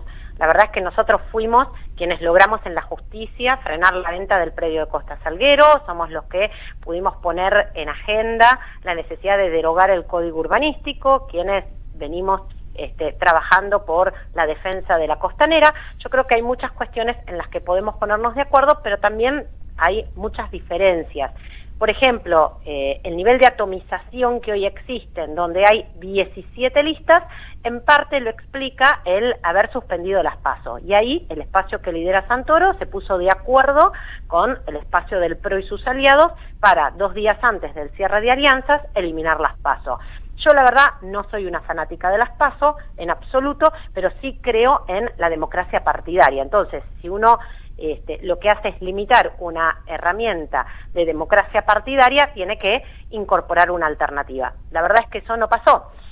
Nosotros, la verdad es que tenemos una mirada sumamente crítica respecto a lo que ha sido el Código Urbanístico que se aprobó en el año 2018 y que habilitó esta lógica de la sobreconstrucción sin límite que llevó al colapso al conjunto de los barrios de casas bajas.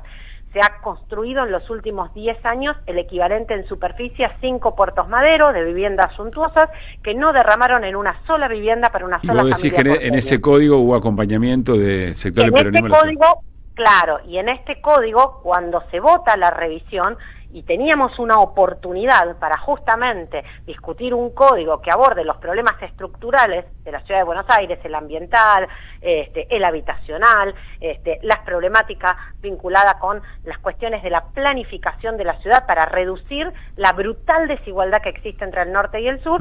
Ahí la verdad es que el bloque que lidera Leandro Santoro decidió también acordar con el bloque del PRO y en este caso abstenerse, cuando se hubiera votado negativamente, la verdad que hubiera podido complicar mucho esa discusión y ese debate.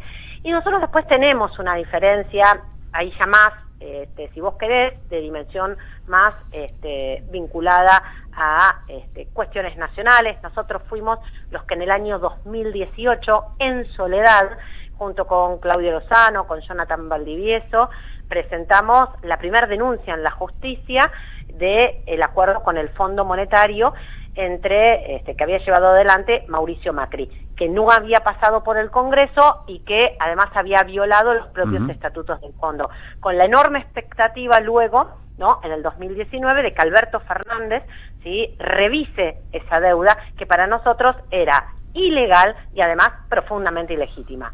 Bueno, lamentablemente Leandro Santoro fue la cara de quienes decidieron, porque no fue todo el peronismo, de quienes decidieron en el Congreso blanquear y darle hoy las herramientas que Milei tiene para una vez más por decreto volver a endeudarnos. Ahí tenemos un contrapunto bastante importante. Bien. Esta elección es legislativa. Nosotros en la elección anterior nos presentamos, fuimos con también una lista propia, sin candidato a jefe de gobierno, con una lista con candidatos a legisladores y a comuneros, y cuando se planteó luego de las PASO la posibilidad de que Santoro pueda entrar al balotaje, nosotros acompañamos con fuerza esa propuesta y la verdad nos desilusionamos bastante cuando entró al balotaje Santoro y decidió bajarse del balotaje. Bien, esta elección es legislativa, elegimos legisladores, me parece que las voces de quienes defiendan la ciudad lleguen a la legislatura, es sumamente importante. Me parece que necesitamos construir una alternativa en la ciudad. Nosotros queremos ser parte de la construcción de una alternativa.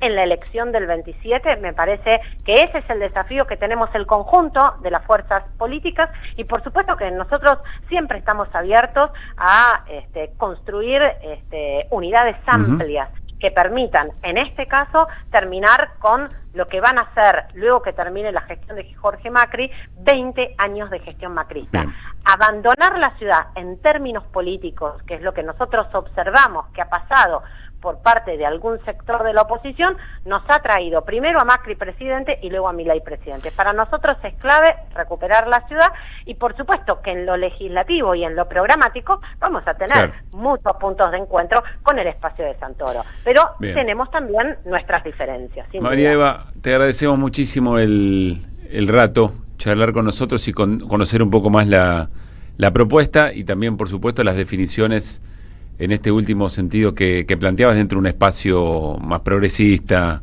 un poco más desde lo que suele decirse nacional y popular. Un gran abrazo. No, un abrazo enorme y muchísimas gracias por el espacio. Que estés muy bien. María Bokutsovitis, ella es la primera candidata legisladora por Confluencia por la Igualdad y la Soberanía en estas elecciones 524. Somos Radio. AM530. Tiempo argentino está en peligro. Por los tarifazos, por los precios desregulados, por un gobierno que dejó de hacer campañas de información y difusión para la ciudadanía. En una época de ataques continuos al periodismo, necesitamos tu apoyo para seguir existiendo. Asociate tiempoar.com.ar y construí el medio que te defiende. En 2025 vení a los talleres de Lecuni. Música, actuación, coro, tangos, cuentos, teatro, percusión y mucho más para compartir en familia. Acordate, en 2025 los talleres de Lecuni te están esperando. Informes e inscripción, informes.ecuni@gmail.com y seguinos en Facebook, Espacio Cultural Nuestros Hijos, y en Instagram, @ecuni.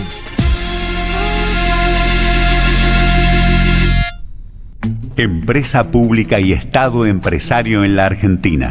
El libro de Marcelo Ruggier y Lucas Iramaguín. Un recorrido histórico y conceptual del Estado empresario argentino y de su rol estratégico para el desarrollo nacional. Conseguilo en librerías y en edicionessicus.com.ar. Ediciones Sicus. Libros para una cultura de la integración. El sabor que te acompaña es Café Bantú. El aroma en la mañana de Café Bantú. Bantú. Estamos ordenando la ciudad. Estamos renovando las escuelas. Estamos mejorando el tránsito. Estamos recuperando nuestros espacios. Estamos mejorando la calidad de vida de los platenses. Estamos, Municipalidad de La Plata. Deja tu mensaje en nuestra línea de oyentes de WhatsApp 11 3200 0530. Que vuelvan las ideas. Hasta las 18. Ideas que regresan en el magazine informativo de la 530. Que vuelvan las ideas. Que vuelvan las ideas. Que vuelvan.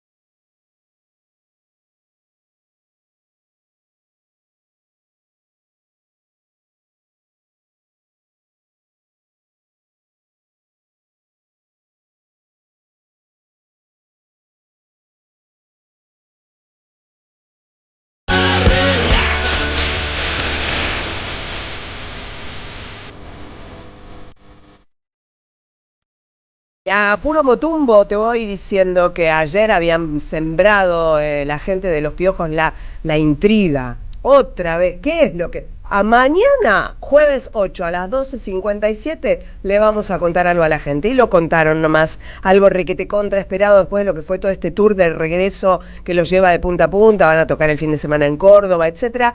La banda de Ciro, Los Piojos regresa a River y esa es la novedad. Hoy se anunció la fecha, 14 de junio entonces en River Plate y con un videoclip muy lindo, muy simpático, que de alguna manera los muestra como en el principio de la historia, pegando carteles, pegando los afiches en las calles, yendo ahí con el auto, con su compañero Ciro, con Piti, y una de las cosas simpáticas es que van haciendo como un juego de walkie-talkies con los hijos, que estuvieron tocando en algunos conciertos con algunos de los hijos, ¿no? Con Ale Martínez, Alejandro Ciro Martínez, con Danielo Fernández y con Caetano Huira, que la rompen tocando. Entonces están ahí ellos, que son los Pistolas. ¿Así se llaman? Sí, ¿O se hacen llamar? No, sí, porque además es Pistolas es una canción de Los Piojos. Está bueno, Los Pistolas y Los Piojos van a estar juntos. Me encanta porque los sumaron definitivamente. Vamos a trabajar los chiquitos. Una linda noticia para los amantes de Los Piojos. Y te pongo ¿Cuándo entonces, espera? El 14 de junio. Bien. 14 de junio ya está requete contra confirmado. No sé si en las redes pusieron ya el tema de la venta, pero bueno, en las redes de Los Piojos todo publicado y están en un gran momento como banda. Se los ve contentos, se los ve felices, dándolo todo, como se dice ahora. Una que acabo de ver, una información que acabo de ver y que probablemente te guste, Pablo, no sé si andás por las barrancas de Belgrano el fin de semana, pero hay un tema con cada una de las locaciones del Eternauta y con las apariciones que hay en la serie. ¿Y qué hace Netflix? Anuncia, tranquilos, dice, manijas del Eternauta, tenemos una cita. Barrancas de Belgrano, 10 de mayo, 20 horas, El Eternauta. Probablemente sea una proyección al aire libre, gratuita, ahí me encanta. También la posibilidad de amplificar todo, y qué bueno con la ciudad intervenida. Hay mucha gente que está haciendo eso, de ir con la foto del cuadro de la Yo la vi una sola vez la serie y no pude identificar todas las locaciones. Pero no algunas sí. Algunas sí. Y buscás la esquina o buscás el local, lo que sea, y van a los lugares y se sacan la foto. Está replicando eso por todos lados con muchas con mucha gracia, porque es gente encontrando lugares. Bueno. Muy bueno. Bueno, ahora entonces el sábado 8 de la noche Netflix acaba de publicar hace 15 minutos que hay un encuentro. ¿Qué se proyecta? No se sabe. Es probablemente el primer episodio, yo, intuyo que es el primer episodio, porque bueno, es lo que hicieron cuando fue el lanzamiento. En la previa habían hecho una proyección en un cine para todos los invitados, así que bueno, 10 de mayo, 8 de la noche, El Eternauta en las Barrancas de Belgrano. Con su mejor falange, Alejandro su gitano, Rosa contra los unitarios, Chaca su devorador.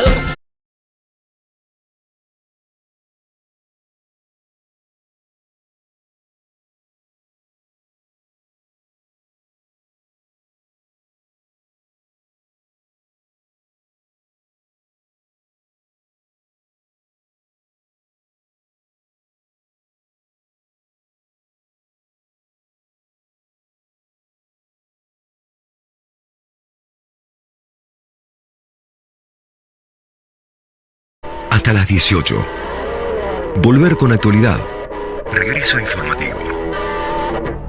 Que vuelvan las ideas. Gran abrazo para Marcela, le mandamos un beso grande por esa escucha atenta siempre. Sí, muy bien. Sí, la madre de las chicas patané. Muy bien, bueno, gran abrazo y gracias por estar ahí. Hoy hay partidos de Copa Libertadores a las 7 de la tarde, 2 argentinos, Talleres de Córdoba frente a Libertad, Vélez frente a Olimpia. Y juega River en Ecuador, sí, juega allá. 9:30 de la noche frente a Barcelona de visitante. Y hay partido de Sudamericana, también juega Huracán, 7 de la tarde, visita a Racing Club de Montevideo. Y hasta ahí estamos de equipos argentinos para la jornada de hoy. Bueno, repasamos un poquito la rosca de Ficha Limpia, que tiene lo suyo también. Ya saben, la información la tienen respecto de lo que ayer ocurrió, insisto, muy interesante, hasta en términos de lenguaje corporal, ver el momento de la votación y cómo se iban sorprendiendo tirios y troyanos, digamos, ¿no? Quienes estaban a favor y quienes estaban en contra de Ficha Limpia. Varias palabras. Primero vamos a escuchar a Silvia Los Penato, embanderada con el proyecto Ficha Limpia. No la dejaron entrar a Los Penato al Senado, para ver de alguna manera cómo iba su criatura, ¿no? Pero sabiendo que era una bandera muy importante de cara a las elecciones porteñas. Las elecciones porteñas muy de fondo de toda esta historia de acusaciones entre La Libertad Avanza y el PRO. Los Penato entonces se va a un estudio de televisión, y en el estudio de televisión estaba todo preparado como para, bueno, acá tenemos a la gran protagonista y las cosas no salieron como se pensaba, y la verdad fue muy emblemático. Un montón de cosas dice de la política argentina toda esta escena, toda, desde votos que se compran y se venden, como decía Marieva Kutsovitis. No está muy bien festejar cuando sale a favor esa lógica de la política, ¿no? Ahí hay una cosa muy, me parece, para tener presente. Pero bueno, Silvio Los Penato dio una conferencia de prensa con tal mal tino. No son las horas de Los Penato, con tal mal tino que al poco rato habemos papam. Entonces, de repente, toda esa historia queda muy en segundo plano. Pero bueno, Silvio Los Penato habló y dijo: Presidente Milei, cuando me pidió hace un mes postergar la sesión especial que había pedido el senador Atauche en el medio del rechazo de los jueces de la Corte, porque faltaban votos, yo confié en su palabra. Una vez más, confié en usted. Pero después de anoche, perdí toda la confianza que le tenía. Yo sé que tal vez esto no le importe nada, pero usted a mí me defraudó. O porque tiene un jefe de bloque al que se le escapan 2 aliados que le han votado todo al gobierno, todo, hasta los jueces de la Corte le votaron al gobierno, y justo los traicionan el día que tenían que votar una ley que llevaba su nombre. Y ese jefe de bloque no se enteró ni siquiera 10 minutos antes para haber pedido un cuarto intermedio, para pasar la sesión para más adelante, avisándole al resto, para dejarla sin quórum. Bueno, Silvia Los Penato enojadísima con La Libertad Avanza y con Atauche específicamente, que dice: se te escapó la tortuga. Ayer Atauche decía una y otra vez, 50 veces chequeamos que estaban los votos, cada 10 minutos chequeamos que estaban los votos. Entonces acá hay dos miradas, ¿no? Esta última caracterización que hace Los Penato es la acusación más amable, es decir, está diciendo: fracasaste, no sabes conducir una sesión, no sabes conducir un bloque, no sabes trabajar los votos. La otra opción es que efectivamente el gobierno haya pactado con los mendocinos, con los misioneros, y se haya caído la votación porque, ¿qué es lo que dicen? Bueno, le hubiéramos dado una bandera a Los Penato, y por otra parte nos interesa polarizar con el kirchnerismo y con algo que, claro, lo cual es una confesión de que también tenía nombre y apellido la ley ficha limpia, ¿no? Que era Cristina Fernández de Kirchner. Ahora volvemos sobre la mirada del PLO y sobre Los Penato. Bueno, Manuel Adorni, después, el vocero presidencial y principal adversario político de Los Penato en la ciudad de Buenos Aires, pues el candidato de La Libertad Avanza, decía esto. La diputada Los Penato, a quien en su momento el presidente tuvo la gentileza de agradecerle su colaboración con el gobierno para la aprobación de importantes leyes, debería disculparse públicamente por haber sugerido anoche que el gobierno buscó sabotear la votación. Afirmó, errónea y maliciosamente, que el gobierno nacional transfirió ATN a la provincia de Misiones más que a ninguna otra provincia, lo cual es absolutamente falso y los datos, de hecho, son públicos. A la luz de los hechos, quedó claro que mientras el kirchnerismo operaba para garantizar la impunidad de Cristina Fernández de Kirchner, un sector del PRO operaba apresurado para anotarse una victoria política antes de la elección. El resultado de esa especulación fue el rechazo del proyecto y la decepción de un pueblo argentino que observa, otra vez, cómo la casta huye de la justicia. Bueno, Adorni, que también ya se mete más en la campaña que en ficha limpia, le dice: no, Los Penato tienen que pedir disculpas porque está clara la gestualidad del presidente respecto del apoyo a ficha limpia, y cómo va a sugerir que nosotros negociamos con ATN, con la provincia de Misiones, con Rovira, para bajar a estos senadores. Y después habló Milei también en un foro, en el Foro Económico Latinoamericano, y directamente ya cargó las tiendas. Además de decir, ¿cómo van a desconfiar de nosotros? No fueron ustedes los que pactaron con el kirchnerismo, miren.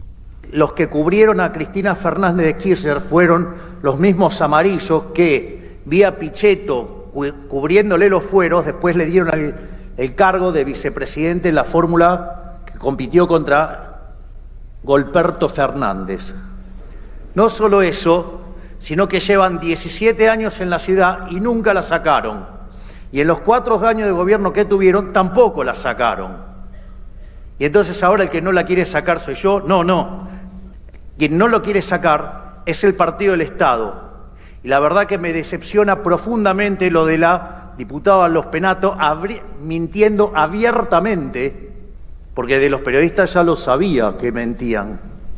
y mintiendo además con que había habido ATNs y distintas cosas, que están los datos disponibles y que prueban la mentira. Yo no tengo ninguna duda de que eventualmente los penatos, cuando lleguen las reformas previsional, tributaria y laboral, va a levantar la mano, va a volver a confiar en el presidente, pero esa es otra discusión. Acá el presidente ya cruza a otro lugar y dice, no, ahora es...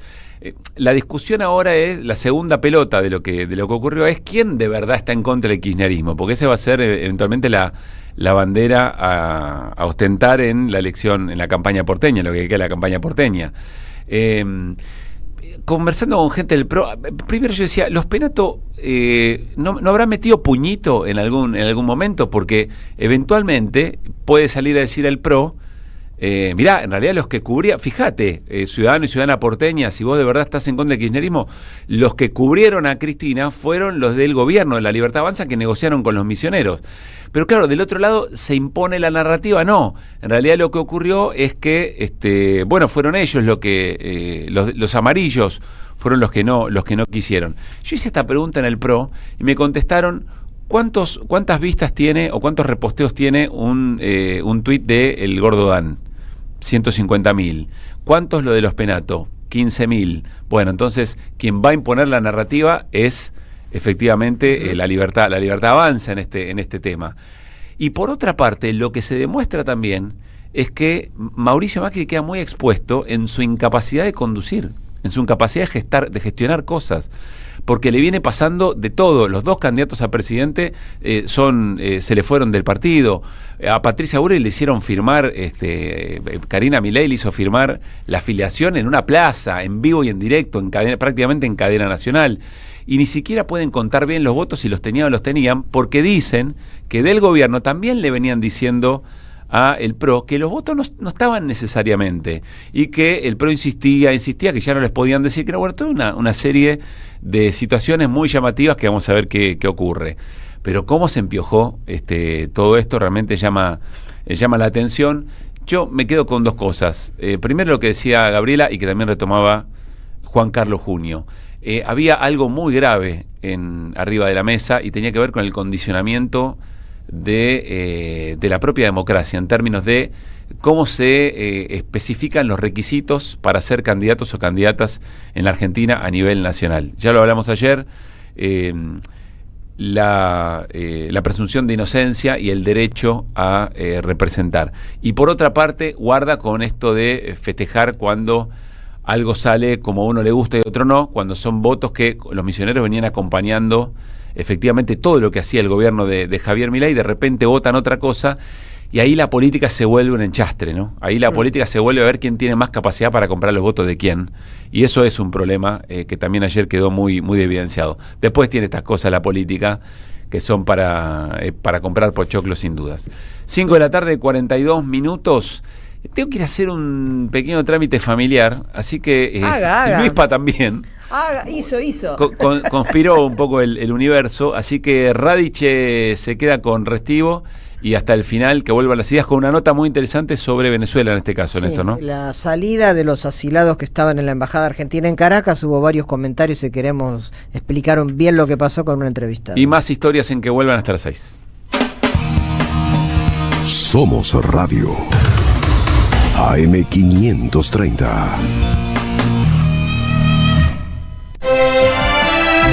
Estimados oyentes de la radio de las madres, les habla Juano Villafañe para invitarlos a ver La Celebración.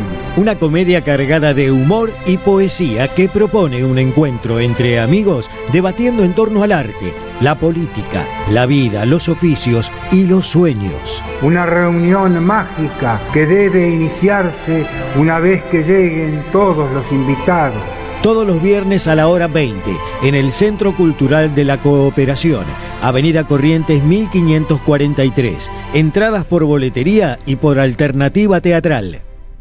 Córdoba es tan fácil de llegar que podés disfrutar todos los sonidos del verano. El sonido del río en familia, el de una escapada para andar en jet ski, el de un fin de meditación con las chicas, el de las ovaciones de un show y sobre todo el de esos brindis que necesitamos con los que más queremos. Viví todos tus veranos. Córdoba, disfruta más fácil.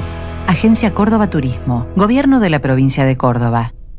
Tronador, agua mineral, botellones y dispensers para el hogar y la oficina. Hacé tu pedido al 4201-2627 o mandanos un mail a info@aguatronador.com.ar. Tronador, agua de mesa envasada. 12 de octubre 632 en Avellaneda. AM530 Somos Radio. Buscamos la verdad siempre. Que vuelvan las ideas. Hasta las 18. Ideas que regresan en el magazine informativo de la 530. Que vuelvan las ideas. Que vuelvan las ideas. Que vuelvan.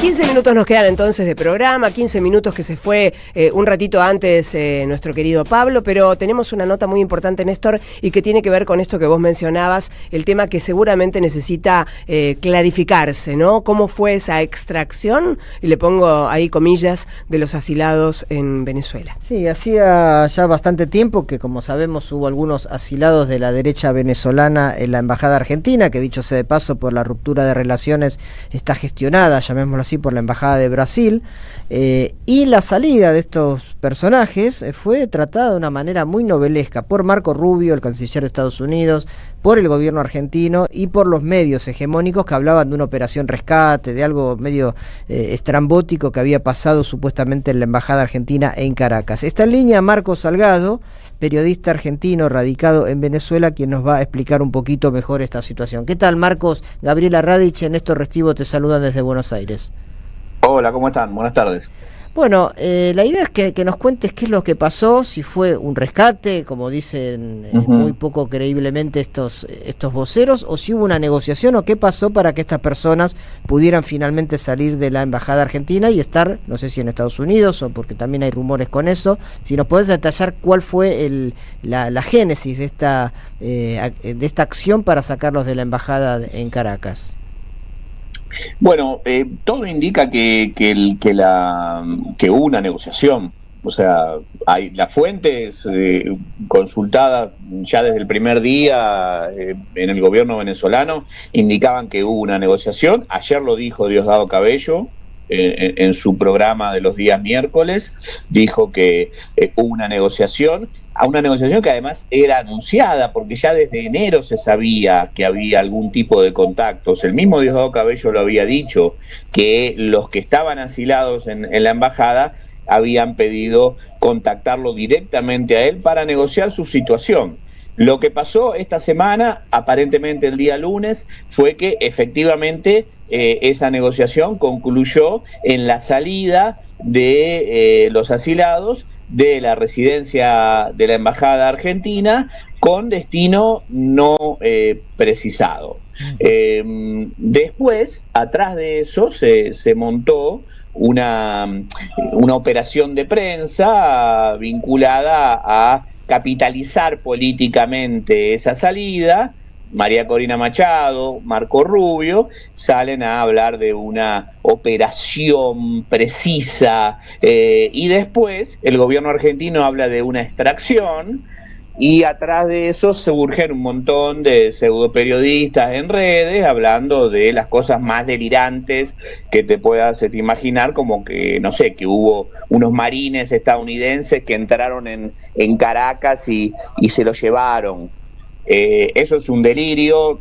Todo indica que hubo una negociación, hubo un acuerdo para dejarlos salir, y el gobierno venezolano pretende seguir manteniendo el tema con un perfil bajo, a pesar de que, en mi opinión, si vamos a tratar de entender a quién beneficia esta salida, yo estoy convencido que beneficia al gobierno venezolano, porque desactiva un foco de conflicto, un lugar en donde incluso podía haber una operación de falsa bandera, un falso positivo, como se dice aquí. Estamos a 3 semanas, Néstor, de las elecciones legislativas y regionales. Me parece que al gobierno le convenía desactivar esto.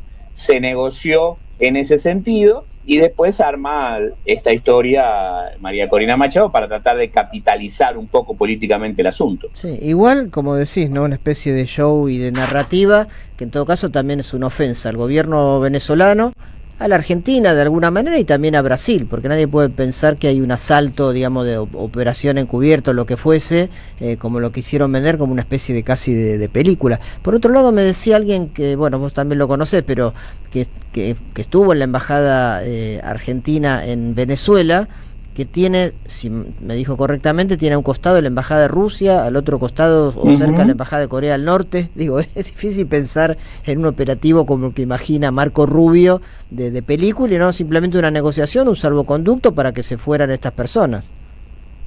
Sí, claro, la residencia de la embajada argentina, la residencia del embajador tiene de un lado, medianera de por medio, la residencia del embajador de la Federación de Rusia, del otro lado la de Corea del Norte, y después de los dos lados, tanto del lado de la calle, de la entrada, la única entrada que tiene la residencia, como del lado de atrás, digamos, del parque de la residencia, lo que hay es una colina escarpada, digamos, que no se puede ni subir ni salir para ninguno de los dos lados. Es decir, es muy difícil pensar en una además un lugar que estaba vigilado. Claro. Vigilado por las fuerzas de seguridad venezolanas. Para mí está claro que lo que pasa acá es que el 25 de mayo va a haber elecciones. Las elecciones, María Corina Machado había llamado a no participar en estas elecciones y a pesar de eso, sectores de la oposición muy duros, Enrique Capriles, Juan Requesens, todos personajes que habían sido muy duros contra el gobierno de Nicolás Maduro, van a participar, aceptan participar. María Corina Machado queda cada vez más afuera del juego y hace una movida con esto que yo te diría que prácticamente ya es una movida desesperada, siempre intentando algo, siempre en la línea de tratar de mostrar que el gobierno venezolano está débil. Sí. Entonces, como está débil, les hacen una operación de extracción y no se dan cuenta. Pero yo te digo una cosa, Néstor, o sea, si uno analiza, si te fijas con detenimiento, qué es lo que han dicho, o mejor dicho, lo que no han dicho los que salieron, no han dicho nada. No han dicho nada, lo único que han hecho es retuitear a Marco Rubio y a María Corina Machado y a Vente Venezuela. No van a contar nada, no van a hablar, están en Estados Unidos supuestamente, y no van a decir nada, no van a contar esa movida épica que supuestamente protagonizaron. No, acá digamos, igual lo de Marco Rubio era ambiguo porque hablaba de una operación, también se podría haber referido eventualmente a una negociación. Me pareció más vergonzoso la tapa de Clarín o la tapa de La Nación, por ejemplo, haciéndose eco de esta situación. Punto y aparte con esta cuestión, nombrás las elecciones del 25 de mayo después de lo que fue la reelección de Nicolás Maduro a nivel nacional. En el caso legislativo, estas elecciones, ¿qué panorama ves en términos de el chavismo y la oposición, posibilidades, cupos que tienen actualmente en la Asamblea Nacional? ¿Qué es lo que está en juego? Bueno, la Asamblea Nacional se renueva por completo, no es como en Argentina que es por mitades la Cámara de Diputados, no, se renueva completa. Recordemos, que en una oportunidad el propio Chávez, creo que fue Chávez o Maduro, creo que Chávez tuvo una Asamblea Nacional en contra, en una legislatura que era opositora. No, Maduro, la del 2015. Sí. La del 2015 totalmente en contra. Fue de donde surge Guaidó y toda esa movida de desconocer a Maduro sobre la base de haber ganado las elecciones en la Asamblea. Digo por el tema de la calificativo de dictadura que hay a veces, ¿no? Pero sí, perdóname. Claro. No, bueno, ahí lo que se espera es una representación quizás algo más importante para la oposición que la que tiene hoy. Es un desafío, pero porque van a la elección, te decía, Enrique Capriles, ex candidato a presidente 2 veces, perdió con Chávez, perdió con Maduro por muy poquito en el 2013, fue gobernador del estado Miranda. Va a la elección también Juan Requesens, que estaba preso y condenado por el atentado con drones contra Nicolás Maduro en el 2018 y fue rehabilitado políticamente, va de candidato a gobernador de Miranda. Es un desafío para ellos poder volver a enamorar a cierto sector de la oposición contra un chavismo que tiene un núcleo duro, tiene un piso de votos duro que es importante y que le alcanzaría solo con ese piso de votos en una elección que seguramente tendrá menos participación porque concita menos interés que las elecciones presidenciales. Con ese piso de votos le alcanzaría seguramente para seguir manteniendo quizás no una mayoría tan holgada como la que tienen ahora en la Asamblea, pero salvo que la oposición realmente vuelva a las urnas masivamente, lo cual es difícil, yo creo que se puede pensar en que el chavismo va a seguir manteniendo mayoría, y además el mismo día se realizan las elecciones regionales, es decir, las elecciones en todas las gobernaciones del país. Ahí el panorama es similar. La hegemonía del chavismo es mayor incluso en la mayoría de las provincias, de los estados, así que no se prevé un cambio de mapa. Bien. Lo que hay que ver, lo central en esto es qué puede pasar a nivel de la participación.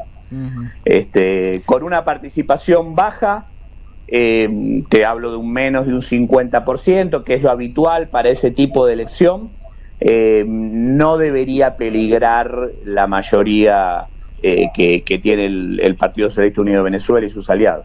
Bien, Marco, seguramente después del 25 de mayo también o durante esas jornadas estaremos atentos a lo que sucede en estas elecciones legislativas en Venezuela. Te agradecemos muchísimo, te mandamos un fuerte abrazo. Un abrazo, hasta luego. Marco Salgado, periodista argentino radicado en Venezuela. Estamos yéndonos, así. De a poquito vamos agarrando las cosas, todo lo que trajiste lo juntás, me desplegaste por todos lados, Néstor, yo también. Pero bueno, nos dejaron acá. Tenemos un par de anuncios. Sí, uno es parroquiales. Ahora, el que esté cerca de la calle Moreno, aquí nomás, al 2600, sí. Moreno 2654, es un auditorio de ATE.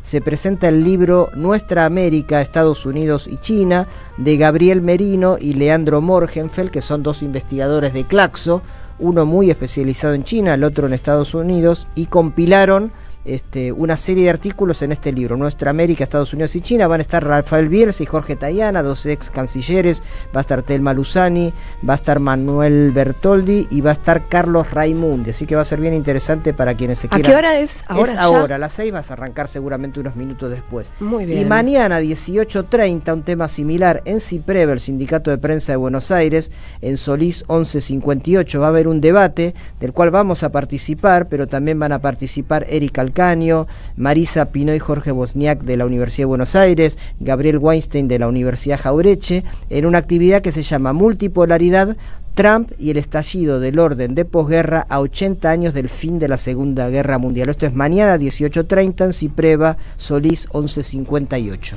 Anotadísimo todo, nos queda un minuto, ya llega Andrea Recupero, por supuesto. Néstor, nos vemos mañana. ¿Cómo no? Por supuesto que con Pablo Caruso y con Luis Paginiger, que tuvieron que hacer unas cositas y por eso se ausentaron en estos minutos finales. Charlie Escalante nos puso en el aire, Vicente Castro ahí está en el streaming, Ale Aimú, Nicola Cava son los productores y mucha gente que está ahí. Hola, André, te estoy calentando la silla, vení mamá, ahí llega. Ya se quedan con Andrea Recupero y todo el equipo, por supuesto, para ustedes acá en nuestra radio, en Somos Radio. Hasta mañana. Hasta mañana.